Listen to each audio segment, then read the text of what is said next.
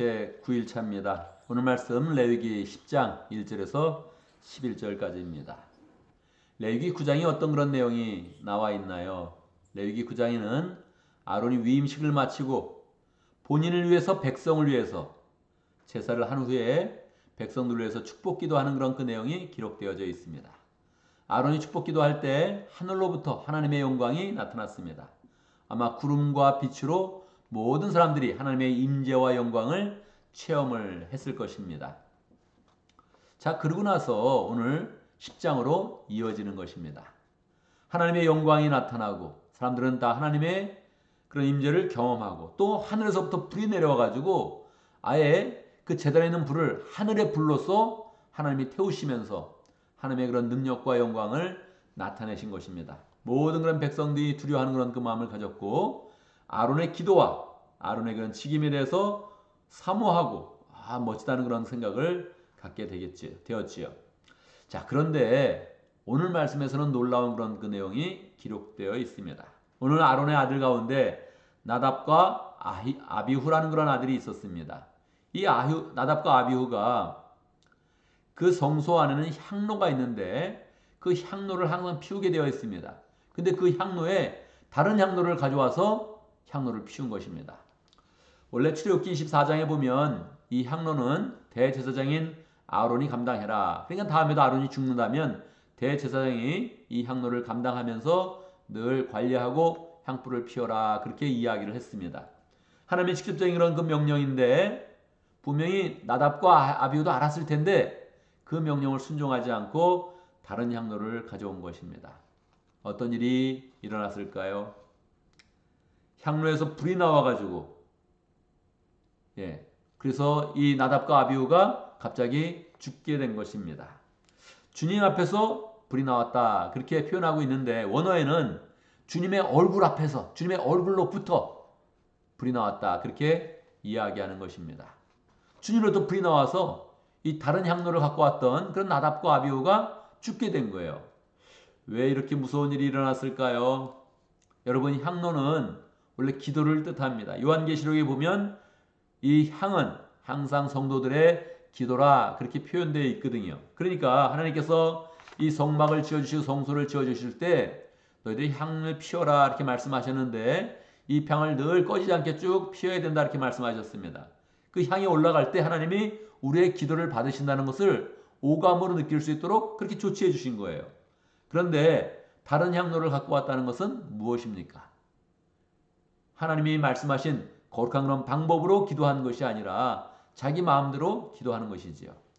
여러분, 세상에는 많은 그런 기도가 있습니다. 그런데 그 기도 중에는 하나님이 원치 않는 그런 기도가 많이 있죠. 자기의 그런 그 마음을 그냥 굳세게 신념으로 가지면서 기도하는 게 있고 그냥 하늘을 보면서 달을 보면서 기도하는 것이 있고 이런 기도는 다 가증스러운 것입니다. 우리는 기도할 때 하나님의 은혜를 사모하며 예수 그리스도의 이름으로 기도하는 것이죠. 예수님을 통하여서 우리가 마음의 깨끗함을 입고 거룩함을 입고 하나님의 자녀가 되어서 예수님의 이름으로 하나님께 기도하면서 살아계신 하나님을 만나는 것입니다. 하나님은 이 성전 전체를, 성소 전체를 우리가 하나님 앞에 거룩하게 나아가고 하나님의 자녀됨을 확인하는 그런 은혜의 방편으로 주셨는데 이 은혜의 방편을 망가뜨리는 것입니다. 기도는 다 똑같아. 뭐 부처님의 이름으로 하든지 알라의 이름으로 하든지 뭐 다 그냥 사람이 그 마음에 소원하면 다 기도지. 눈 감으면 다 기도야. 이렇게 하는 게 일반적인 그런 생각이죠. 세상의 생각입니다. 하나님 말씀하십니다. 아니다. 내가 마련해 놓은 그런 은혜의 방편을 따라서 기도해라. 내가 죄를 용서해 준 그 용서의 은혜를 따라서 기도해라.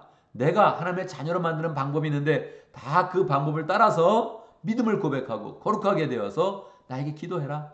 내가 반드시 응답할 것이다. 그렇게 말씀하고 있는 것입니다. 그러면 아론과 그 아들들은 분명히 하나님의 음성을 들었고 명령을 들어서 잘 알 텐데 왜 이런 일을 행했을까요? 하나님이 하라고 한 일을 왜 똑바로 하지 못했을까요? 오늘 말씀 8절에 보면 주님께서 아론에게 말씀하셨다. 너희 아들들이 나와 함께 회막에 들어올 때는 포도주나 독주를 마시지 말아라. 어기면 죽는다. 이게 하나님이 아론에게 처음으로 말씀하신 그런 그 내용입니다. 그동안은 늘 모세를 통해서 하나님의 뜻을 주셨는데 이제 그 아들들이 죽고 나서 하나님이 아론에게도 직접 말씀하시면서 하나님의 뜻을 나타내십니다. 그런데 지금 향로를 잘못 사용한 것을 두고서 아들이 죽었을 때 하나님이 더 정확히 찝어서 말씀해 주시는 거예요. 앞으로 향로를 필 때 똑바로 펴야 된다. 술 마시지 마라. 그렇게 뭐 하지 마라 하는 것은 언제 말하는 겁니까? 그렇게 했을 때 말하는 거죠. 그러니까 아마도 성경에 정확히 말하지 않은데 하나님의 그런 그 말씀을 보면 아마도 나답과 아비후는 술에 취해서 다른 향로를 가져갔을 것입니다. 그렇잖아요. 맨정신으로 사람이 이상한 짓 하기가 지금 쉽지 않습니다. 맨정신으로 아주 이상한 짓 하기가 쉽지 않아요. 그러니까 이게 뭔가 영향이 있는 것인데 뭘까? 술이 영향을 제일 잘 받는 것입니다. 여러분 뭐 한국의 드라마들 보더라도 사고 칠 때 보면 대부분 술 한잔 마십니다. 그렇잖아요. 이게 무서운 거예요. 이 사람의 그런 그 마음을 이렇게 느슨하게 만드는 거예요. 이거를 굉장히 조심해야 됩니다. 하나님이 하라 그러면 하고 하지 말라 그러면 안 하겠습니다. 이렇게 마음을 먹고 나가면 반드시 우리에게는 은혜가 있고 축복이 있고 거룩이 있고 영광이 있고 행복이 있습니다. 그런데 하나님이 하라는 것을 엉성하게 어기면 하나님이 그냥 심플하게 말씀하는 그러면 죽는다. 여러분 죽는 게 무서운 것이지만 죽는 게 은혜가 될 때가 있습니다. 그렇지 않아요? 영화를 보면 악당은 어떻게 됩니까? 마지막에 죽어야 끝나는 거죠. 악당이 죽는 건 은혜입니다. 이렇게 다른 향로를 가져오는 그런 사람은 죽어야 은혜가 되는 거예요. 하나님이 은혜를 주시려고 죽이는 거예요. 이게 우리의 그런 삶의 메시지 가운데 죽음이 가장 강렬한 겁니다. 우리가 잘 회개하지 않아요. 쉽게. 우리 인생이 잘 쉽게 바뀌지 않습니다. 나 정말 죽는구나 이러다가 그럼 바뀌는 거예요. 내 인생 정말 이렇게 끝장날 수 있구나 이걸 느끼면 그때 인생이 쉽게 바뀌는 거라고요. 이 죽음이 와야 사람은 쉽게 바뀌게 되는 거예요. 이 죽음이 은혜입니다. 무서운 것이지만 이 죽음이 죽는다니 잔인한 것이지만 너무너무 처참한 것이지만 이 죄인인 사람들에게는 죽음이 은혜예요. 이거 받아들여야 되는 겁니다. 하나님이 은혜 가운데 하나님의 말씀을 잘 듣지 않으면 그걸 막아주시는 거예요. 더 이상 공동체에게 뿌리내지 않도록 그냥 막아주시는 거예요. 죽이는 거예요. 그냥. 그래서 이거를 우리가 잘 받아들여야 되는 거죠. 이게 우리의 그 마음 가운데도 이게 우리가 하나님의 말씀을 잘 지켜야 되는구나. 하라는 것을 하고 하지 말라는 것을 하지 말아야 되는구나. 그랬을 때 우리에게 오는 건 타락의 요소가 무엇인지를 정확히 봐야 됩니다. 내가 뭐 때문에 망가지나? 뭐 때문에 나에게 술은 무엇인가? 나에게 정말 내가 술을 마시나? 끊어야 됩니다. 내 영혼을 느슨하게 만들고 하나님의 말씀을 경홀히 만드는 그것은 끊어야 됩니다. 내가 무엇에 중독되어서 무엇이 나를 느슨하게 만들어서 나의 하나님의 그런 그 말씀을 자꾸 어기게 만드나 이걸 생각을 하면서 우리 그런 삶 가운데 술과 같은 것을 잘 끊어야 됩니다. 도박이 있다면 끊어야 되죠. 음행이 있다면 끊어야 되죠. 필요 없는 영상을 본다면 끊어야 돼요. 엉성하게 되는 것입니다. 필요 없는 게임을 하고 있다면 끊어야 되는 것입니다. 이거 안 끊으면 그냥 한번 이렇게 어디게 되면 어느 순간에 시간과 마음과 정신이 혼미하면서 하나님의 말씀을 지키지 못한다 이렇게 나가는 것입니다. 그래서 우리는 그 마음 가운데를 정확히 알고 있는데 못 지킬 리가 없어요. 그냥 하나님이 너무 어려운 걸 시키지 않거든요. 하라는 대로 그냥 하면 되는데 이거 하나를 하기가 어려운 거예요. 빅토르 위고는 말을 했습니다. 인생은 세 가지 싸움이 있다 이렇게 이야기했습니다. 나와 환경의 싸움이 있고 나와 사람과의 그런 관계 속에서 가지는 그런 싸움이 있고 그리고 마지막에는 나와 나의 싸움이 있다 그렇게 이야기했습니다. 저는 이 얘기를 딱 들으면서 아니다. 인생의 진짜 싸움은 나와 하나님과의 싸움이다 이런 생각을 했습니다. 여러분 내가 환경과 싸우는 거 어찌 싸우든지 그냥 이겨내면서 그냥 지나가는 거예요. 내가 인간관계가 좀 어려워요. 그래서 인간관계에 자꾸 문제가 생겨서 싸워요. 어찌 되든 그냥 인생은 흘러가는 것입니다. 그냥 뭐 좋기도 하고 나쁘기도 하면서 흘러가는 거예요. 나와 그렇게 싸워요. 내 자존심을 걸고 그렇게 싸워요. 뭐 싸우다가도 그냥 이렇게 나이 들면 이것도 별거 아니네. 그냥 어느 정도 나이 들면 이것도 별거 아니네 그러는 거예요. 여러분 진짜 인생의 그런 승부는 내가 자꾸 하나님과 싸우는 거예요. 하나님과 싸울 필요가 없습니다. 위대하신 하나님의 은혜 가운데 들어가서 그분이 예비하신 축복을 얻는 것이 인생의 마땅한 행동입니다. 우리는 하나님께 그냥 순종하고 하나님 마련하신 길로 나아가고 거기서 은혜를 받는 것이지 하나님이 싸울 대상이 아니에요. 그런데 하나님은 자꾸 하나님과 싸우고 하나님의 말씀과 싸우고 하나님의 은혜의 길에 싸우다가 우리 인생이 잘못되는 것입니다. 그래서 우리는 그 마음 가운데 하나님 정말 단순하게 하나님이 하라는 거 하겠습니다. 이렇게 마음먹는 게 가장 좋습니다. 하나님이 하지 말라 그러면 하나님 이거 싫어하시네. 어찌하든지 그것을 잘라내어서 방탕하지 아니하고 타락하지 아니하고 그리고 온전하게 하나님께 나아가서 하나님이 우리에게 주시고자 하는 그런 모든 은혜와 행복을 누리는 삶이 되기를 바랍니다. 오늘 김재영 목사님 칼럼 한 번 더 보겠습니다. 성공에 대한 기준 279페이지 쉴만한 물가 279페이지입니다.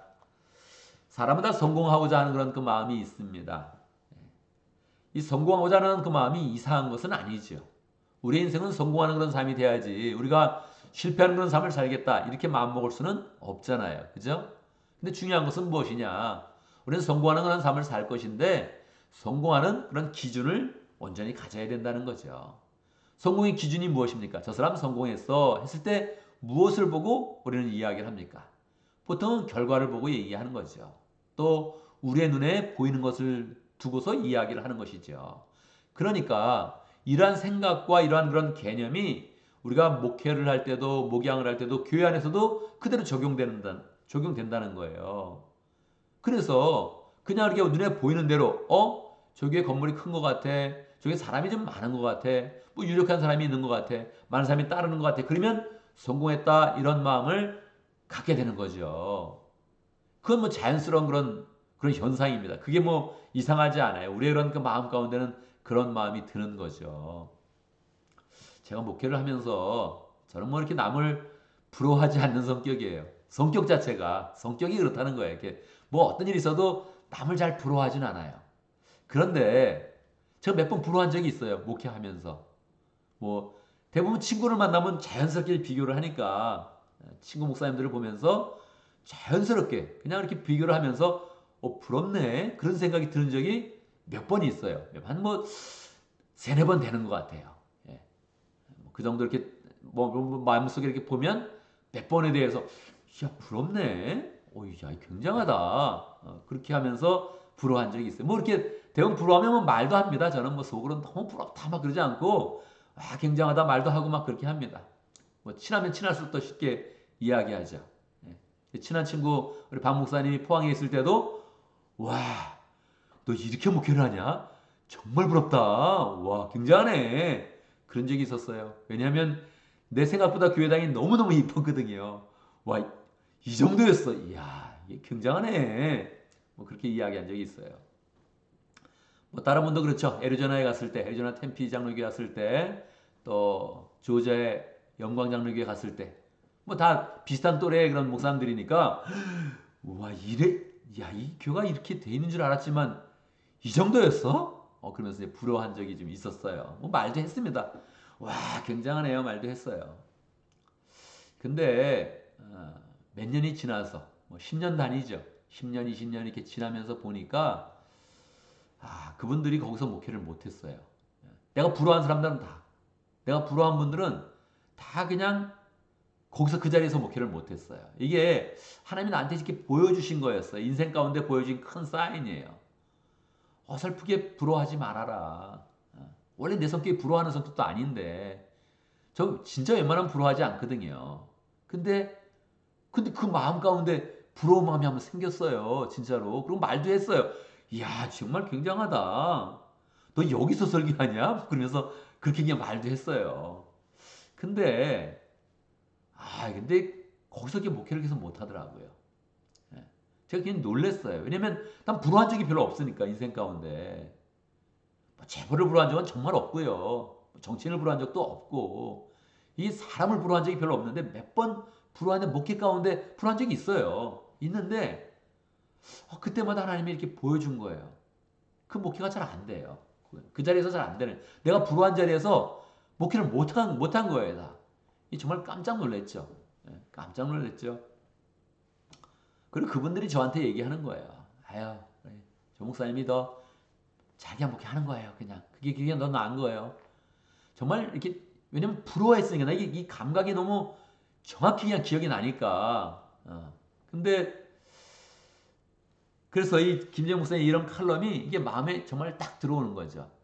성공이라는 것은 기준을 정확히 가져야 된다. 기준을. 이 교회 가운데 그냥 세상의 개념을 그대로 가져와서 성공이라고 말하면 안 된다.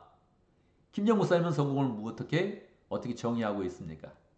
이 성공이라는 것은 우리가 열심히 한 영혼을 품고 노력하고 씨름하고 기도하고 있으면 열매와 관계없이 성공한 목장이고 성공한 그런 목회자다. 그렇게 이야기를 하고 있는 거죠.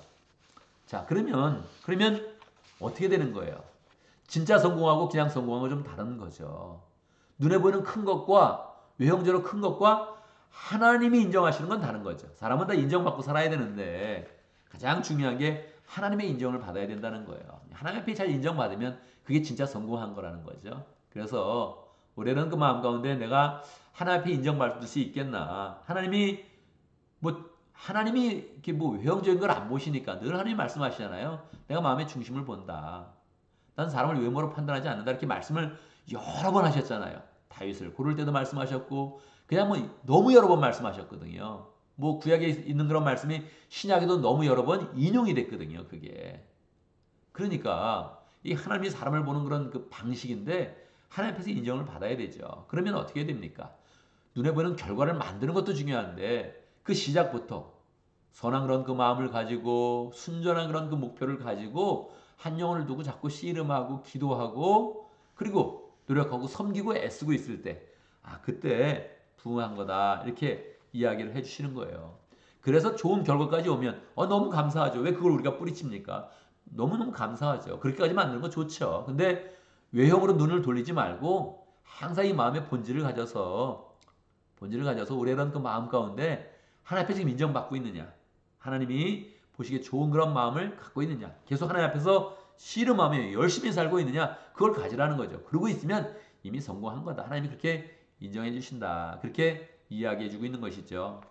우리는 정말로 성공하는 그런 삶을 살아야 됩니다. 그래야 우리의 마음에 기쁨과 만족이 있죠. 그런데 그 기쁨과 만족이 하나님으로부터 인정받으면서 하나님이 보시기에 좋은 삶을 살면서 그렇게 살게 될 때 우리 인생에 참 행복이 있다는 것입니다. 자, 오늘도 말씀 가운데 기도 제목을 붙잡습니다. 우리가 하나님 앞에서 영생의 길, 행복의 길, 축복의 길에 온전히 서 있는 그런 사람 될 수 있도록 그렇게 함께 기도합니다. 두 번째, 오늘 또 칼럼을 생각하면서 하나님 앞에서 성공하는 삶 될 수 있도록 우리 인생에 진짜 성공하는 삶이 될 수 있도록 함께 기도합니다. 우리 개인의 기도 제목 자꾸 생각하는 게 좋습니다. 기도 제목이 좋아야 응답이 온전하게 오는 것입니다. 우리는 기도 제목을 잡아놓고도 어떤 때는 기도 제목을 바꿔야 되는 때가 있습니다. 그래서 기도 제목을 잘 가지면서 기도하고 기도 가운데 역사하시는 하나님, 오늘도 우리 가운데 찾아오시는 하나님, 도와주시는 하나님 체험하길 바랍니다. 함께 기도하겠습니다. 제가 먼저 기도하고 함께 기도하는 시간 갖도록 하겠습니다.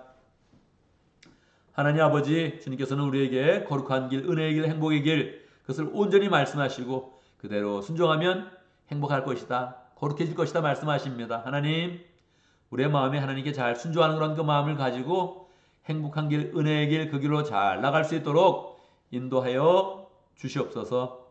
하나님 아버지, 어리석게 술 취하지 않게 하시고 방탕한 길에 서지 않게 해주시고 타락한 길에 서서 우리가 하는 것마다 정말 어리석은 그런 결과를 만들지 않도록 주님께서 역사하여 주시옵소서. 정말 하나님 앞에 온전히 서서 늘 축복의 길로 서서 주의 말씀을 잘 순종하는 하나님의 백성들 될 수 있도록 축복하여 주옵소서. 주님이 우리의 이런 삶 가운데 축복의 삶을 원하고 성공의 삶을 원하시는데 하나님 앞에서 성공하는 삶 될 수 있도록 인도하여 주옵소서. 하나님께 인정받으며 하나님 앞에서 열심히 노력하며 특별히 한 영혼을 품고 기도하고 애쓰고 수고하는 그런 가운데 하나님이 기뻐하시며 축복하시며 함께하시며 열매 주는 것을 경험할 수 있도록 인도하여 주시옵소서. 하나님 아버지, 우리가 부흥을 위해서 열심히 기도하고 있습니다. 이렇게 열심히 기도할 때에도 우리는 또 직장 생활을 해야 되고 사업도 해야 되고 가정도 꾸려가야 되고 여러 가지 우리가 해야 될 일들이 많이 있습니다.